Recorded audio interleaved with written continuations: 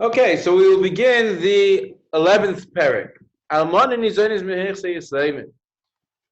And Almana, her husband died, and now she is still receiving food from the nechasim of the Yisraelim, i.e., the husband's children. Maase yadeh shelohen. So they keep her maase yadayim. But they are not obligated to bury her when she dies. Yorsheha, Yorshei Kesubos chayavim kvuchasa. Her Yarshim, the ones who receive her ksuba, what does it mean, her ksuba? It means the nichsei melug that are written in the ksuba, nichsei tzambayzel that are written in the ksuba. The one who receives all of the Yarshim that receive all of that, those are the ones that are obligated in kburasa. Ibailu nizoinis tanan or ha nizoinis tanan. When the Mishnah says amana nizoinis, that every almana is going to be, it's a command. Every almana is fed from the nechasim of the Yisraelim, or is it ha nizoinis, that this almana who happens to be fed by the nechasim of the Yisraelim, in other words, they're not obligated to do it, they have an out clause, but they happen to do it. And what would that depend on? Why would you have some almanas that are, well, according to some people, that are obligated, and some people that almanas are only permissible, it's a reshus to feed them or not? What's the shaila? So the Gemara elaborates. Nizoin Tanan, the Alman is always fed from the Chazam of the Yisraelim. Why?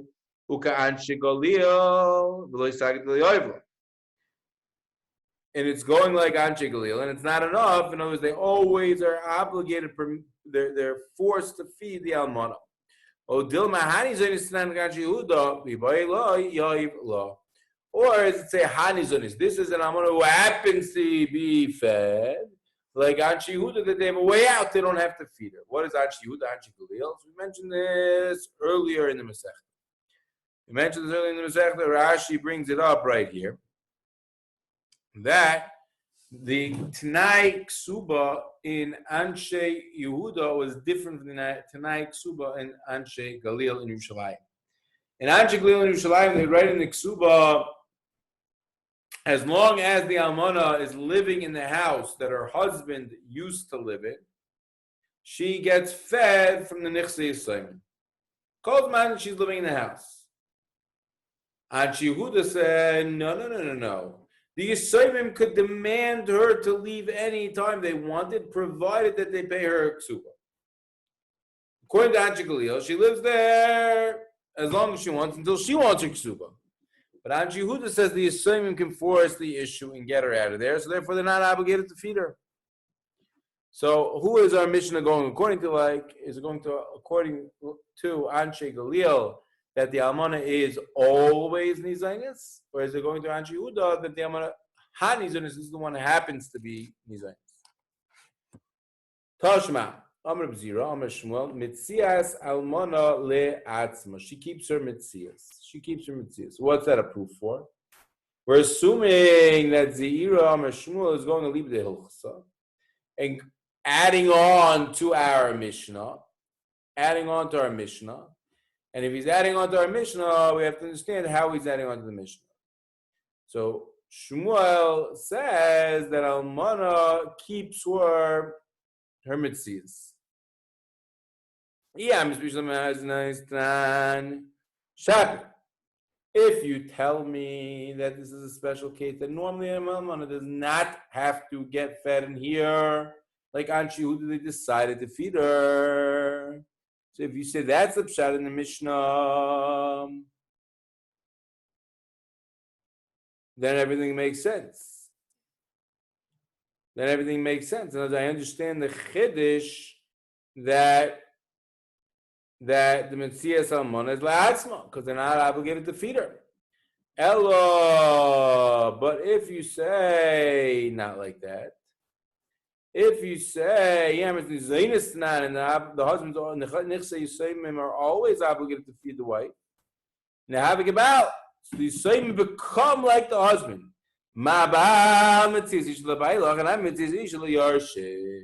So just like when the husband's feeding the woman, he gets her mitzvahs. So to here, when the husband the Yarshim are feeding the woman, they should get her mitzvahs. Says the Gemara. So what do we see from there? So a raya from Shmuel's statement that really that it's going like Hanizah. It's going like Anchi Yehuda. Doesn't have to be. She doesn't have to be fed. So really, it's going like Anchi Galil, and she has to be fed. Time of Mayam Rabbana Mitzvah. Why did the rabbi say the husband collects the mitzvahs? Do like to have in order that the husband won't be upset with her, there won't be marital problems. Therefore, we allow the husband to take all her mitzvahs. But over here, why do we care if the Yarshim have Eva against this lady or not? In other words, they're obligated to feed her no matter what. So once they're obligated to feed her, we don't really care if they have Eva against her or not. Any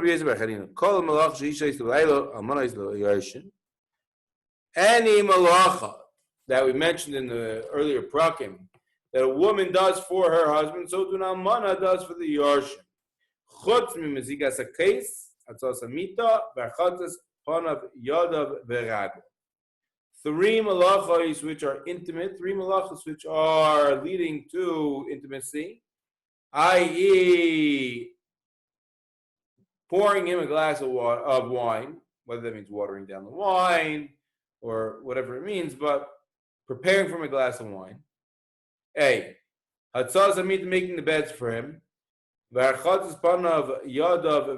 Washing his face, his hands, and his legs. These are three acts of intimacy. So therefore, the almana does not have to do for the yarshim. Rabbi Yeshua ben Levi.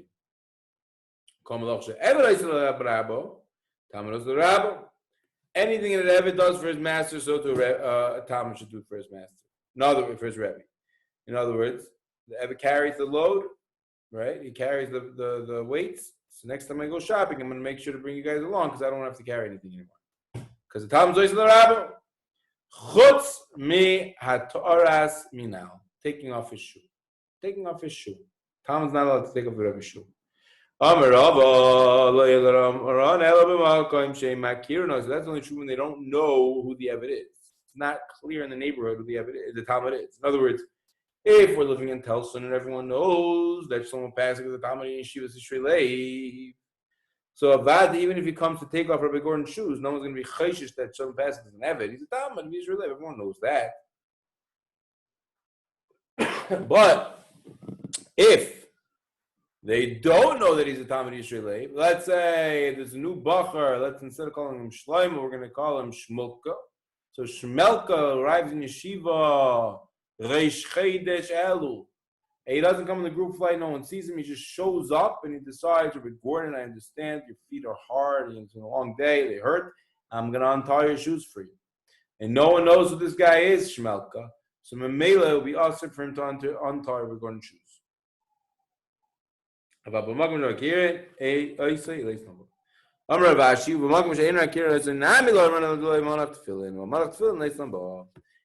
the Talmud put on tefillin, I don't know if it means he's still wearing tefillin or only put it on once upon a time and everyone knows that.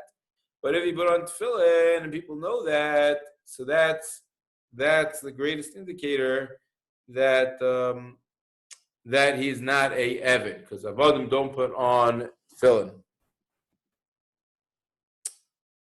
If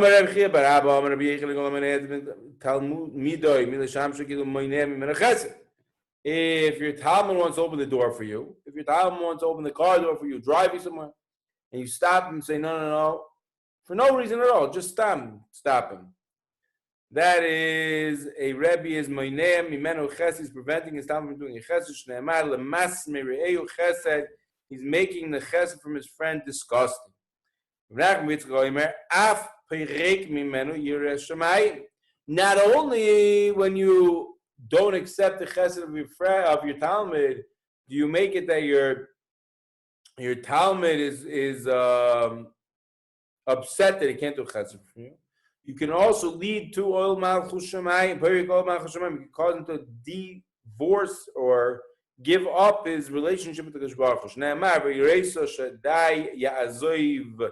Someone has feel of heaven, ya'azoiv, he will leave it. In other words, even though he had fear of heaven, he will leave it once he reaches at such a once he's not able to do chesed for his Rabbi. Rabbi, sorry about that. What does the word mona mean? Prevent. Hold back. We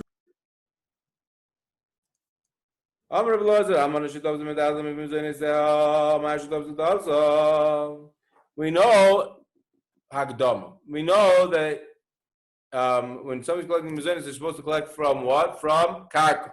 This Almana decided she was going to not collect from karka, she was going to go collect from the betalkle.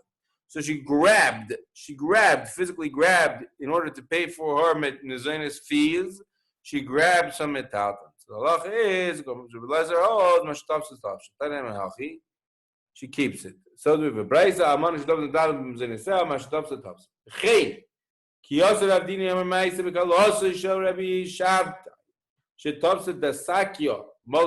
grabbed a barrel, a leather barrel that was full with money. They couldn't take it away from her. That's only true if she's taking it from mezainis. But if she's coming to take it to pay off her ksuba, no, we take it away from them. We take it away from her. I'm sorry. Why? Her ksuba is said that it has to come from the field, no matter what. Even the tfisa doesn't work on metalton for ksuba, but for mezainis, tfisa b'diavad would work. Master of law, Mabrabaji, Maishno ksuba d'mekarkai v'lo metalton. Mezainis not mekarkai v'lo metalton. Why are you making this distinction? If you tell me that when it comes to ksuba, you're going to take it away from her. If she grabs something, can't keep it. So when it comes to mezainis, it should be the same halacha. Why are you distinguishing between the two? Hello, the mezainim might top the toss. So achanam l'ksuba. So when they Rabbi Yitzchak bar Naftali, Rabbi Nachi Gamrinan Mishmei de Rav Kvaseich. That's what Taka said according to Rav said it knew it like you. That Rav said Mad the top the toss. Whether it's mezainis or metaltlin. So Am Rabbi Yechla Mishmei de Rabbi Yosef ben Zimra. Amanu sheshal zeshtem v'shal shanim v'lo yitiba mezainis v'lo yitaba mezainis ibda mezainis. New halacha. If a woman husband died and she's living 2-3 years, she never demanded any mezainis, so she lost her claim for the mezainis. Once you tell me that after 2 years she loses it for sure 3, why do you say shtayim lo shalosh? When she's in a niya, she needs the money right away. So the 2 years she didn't demand the mezainis. Obviously, she doesn't want her mezainis from this dead husband. Ashira, she might not demand the money for 3 years, not because she doesn't need the money, not because she's saying goodbye to her dead husband. She doesn't need the money because she's not Shira. So maybe she doesn't demand the mezainis from her because she doesn't need money. So therefore, it would take 3 years before she would lose her mezainis. Or you can make a distinction between a prutza and a tznuah. Why? A tznuah is embarrassed to come to Beis Din, and therefore it might take 3 years before she demands her mezainis, so she doesn't lose her mezainis for the 3 years. Mashenkin, a prutza doesn't care. She'll come to Beis Din right away. So after 2 years that she didn't demand her mezainis, she's going to lose her mezainis. That's when we say if the mezainis, I mean she lost her claim for the mezainis for the past 2-3 years, but from now on she'll get mezainis because hooray, she's living in her husband's estate, her husband's house, so she'll continue to get mezainis. She didn't lose her future claims. She lost her prior claims because she did not claim in time. Ad kan. Questions.